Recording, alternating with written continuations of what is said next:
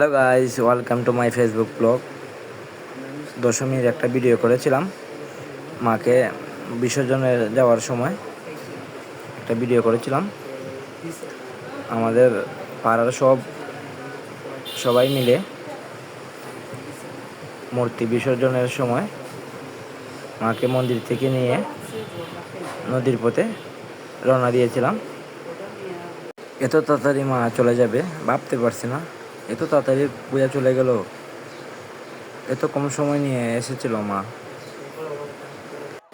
এই বছরের পুজোটা এত তাড়াতাড়ি চলে গেল, আমি নিজেই ভাবতে পারি না এত তাড়াতাড়ি চলে গেল। 5 দিনের আনন্দ, 365 দিনের অপেক্ষা, 5 দিন কীভাবে চলে গেল নিজেই বলতে পারি না। এত তাড়াতাড়ি মা চলে গেল। আবার 365 দিনের অপেক্ষা, আবার 365 দিন পর মা আবার আসবেন। ভিডিওটা করেছিলাম বিজয়া দশমীর দিন,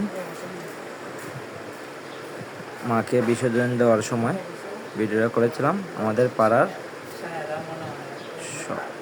নিজের ব্যস্ততার কারণে ভিডিওটা আপলোড দিতে পারছি না ঠিক টাইমে, তাই এখন ভিডিওটা আপলোড করলাম। আসছে বছর আবার হবে, আবার 365 দিন পর আবার এই 5 দিনে আনন্দ আসবে।